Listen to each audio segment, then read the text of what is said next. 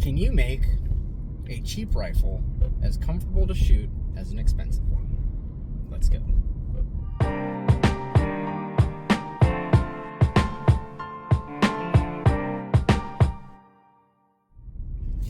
What's up, guys? Joe here from the Scruffy Fam. Hey, if you're new, please like, subscribe, hit that bell notification. Really helps us out, helps the algorithm so that the gun tubers can get out there more. So lately I've been seeing, especially with hunting season coming up, a lot of people talking about cheap guns versus expensive guns. How well can a cheap gun perform? All this stuff. So a lot of channels lately have been doing these competition style rifles versus, coincidentally, the Ruger American. And you can see if you put thousands of dollars into a Ruger American, you can make it just as effective as a competition style rifle if you pick the right caliber. Okay, so I have seen some other channels doing this lately, and I was thinking about it. I'm like, okay, a lot of knocks on the Ruger American, and even when I've done reviews of the Ruger American, the stock is by far the biggest knock on it. Now, it is better than a lot of the competitors out there. There's an aluminum V-block in there, so you do get that metal bedding with it, which gives it really good accuracy. But the fit and feel of that stock is just cheap. I mean, when you shoulder it, you can feel the plastic is just not a very comfortable stock to use. So much so that I do not have the stock that came with any of my Ruger Americans on them. All of them have aftermarket stocks now. So I was thinking about that, and I actually had someone ask me, does it really make a difference to get a more expensive rifle versus getting a Ruger American? And I thought, you know what? Let's go to the range today. Let's take my Winchester Model 70 and 270. That is by far my most expensive rifle, and it is in a maple stock. Very nice. It is a Monte Carlo style, so it's got the cheek swell, which is made for shouldering. Beautiful, beautiful rifle. The action on it is amazing. And we're going to put that up against the Ruger American. And I brought my cheapest Ruger American, my Ruger American Standard in 243 Winchester. The only thing I've done to it is put it in a Magpul Hunter chassis. Okay, that's the only thing I've done. And we're going to see if just removing the stock can make it feel and function like a much more expensive rifle. And I'm talking about hunting rifles. We're not talking about the precision rifles. This isn't for any of the PRS shooting or any of the NRL shooting. This is purely for hunting, okay? So purely for a hunting aspect. So we're going to go to the range today. We are going to get both of these zeroed. We'll take them to the 100-yard range. We'll shoot them a couple of times at a little deer target that I've got, and we'll see if the fit and feel of this rifle shooting it matches up to the more expensive rifle. Okay, we'll do that. I'll get set up at the range, and I'll see you guys in a minute.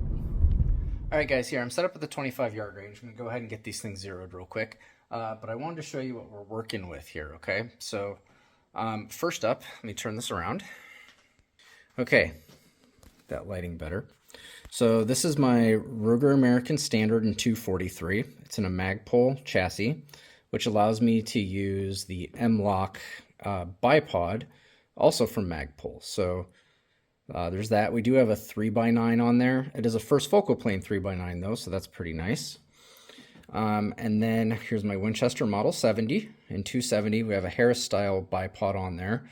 And we have a Vortex Diamondback 4-14, I believe, and that is a second focal plane. So these are the two rifles. We're going to see if by putting this stock on it, a very mild upgrade, if we can still get the same feel and function out of a cheap rifle as we can an expensive rifle. All right, I'm going to get these zeroed, then we'll go to the 100-yard. All right, guys, I got both of these things zeroed now. So I can tell you, after doing the 25-yard range and then here at the 100-yard range, shooting both of them, whenever you talk about fit and feel, that's completely subjective to each person, right? So what may fit well for me may not fit well for someone else. So what I want to do now is I'm going to show you guys me shooting both of these. I'm just going to load 3 rounds up in each. I'm going to shoot down at the target, and I want you to see how I'm able to get behind each rifle. Look at my cheek weld, look at how it fits in my shoulder, look at how it manages the recoil, all of those things. Now I will say, by putting a new stock on this Ruger American, it's made it so that I can adjust the comb height, so where my cheek weld is on it, and I can adjust the length of pull because it is a modular stock. Okay, my Model 70 is just a wood stock. That's how you get it, but there's so much attention to detail on how it fits a hunter that it is very, very nice. So I'm going to get 3 rounds loaded up in each one of these. We're going to send 3 rounds down each. I'll let you guys watch how I'm shooting them.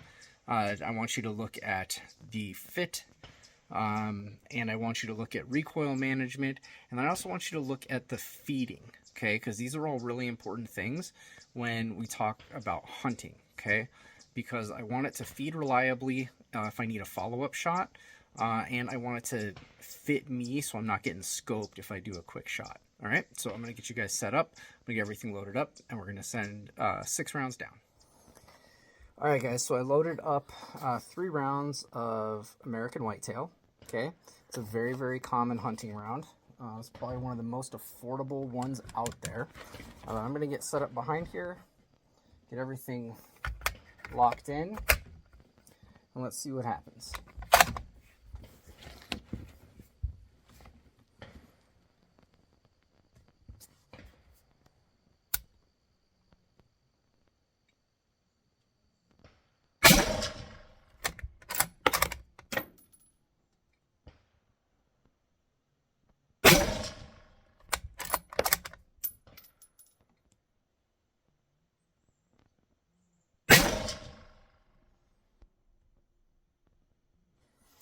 All right,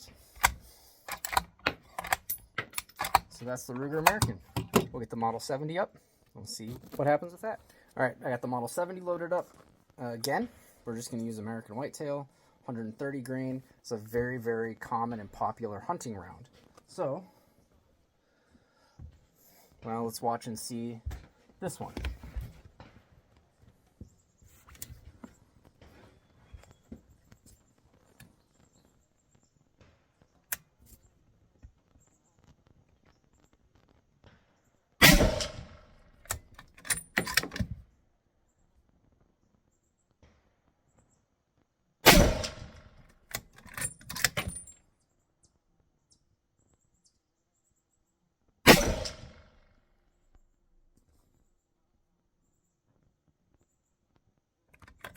All right, that's the Model 70.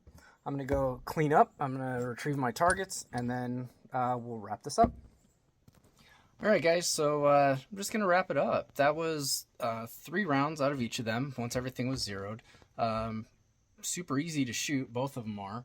I do have to say that the feeding on my Model 70 is day and night better than this Ruger American. So as far as fit-wise goes, this feels pretty bulky, the chassis. It's a bulky chassis, it's a little bit heavier, but it does allow me to get a proper length of pull and a good cheek weld. It allows me to put different size optics on here if I needed to make it higher or lower, if I've got a larger tube for adjustments. On the Model 70, I don't have that. If I wanted to raise the comb height, I have to get an aftermarket thing to slip over it or drill into the stock, which I really don't want to do. But this is a Monte Carlo style stock, so it fits really nice on the cheek. And for recoil, I actually preferred the Model 70 over the Ruger American. Now I will say that by putting this in the Magpul chassis, it has made it more accurate. But what today is about is the feel and function. Can you take a very cheap rifle, cheap monetarily wise, and make it have the fit, feel, and function of a more expensive rifle? And at the end of the day, if you're talking about hunting, both of these will be extremely effective at taking out to the field and harvesting an animal. You don't need a $1,200, $1,600, $2,000, $3,000 rifle to harvest an animal. You can do just fine with a $500 Ruger American. With good quality ammo, you will be able to harvest an animal. So, can you make a Ruger American do the same things as a more expensive rifle? You absolutely can. I'm not the first person to show that or do that. I will tell you though, you cannot beat the fit, attention to detail, and finish on a more expensive rifle. That's one of the reasons they're more expensive. While you have to do things to upgrade this, you don't have to do anything to upgrade this. That's why they cost more. So, guys, I hope you like what we did today. If you've got a Ruger American, if you've got a more expensive rifle, tell me what you think about it. Have you shot both of them? Have you shot some of the other ones? I've shot some of the other brands of budget rifles, and they all kind of fit in that same price point of the stock is pretty cheap. Sometimes you get good groups, sometimes you don't. It's where they cut costs to save money. And if you've shot a good quality rifle in that higher end, let me know. What are your experiences? And we'll see you guys next time.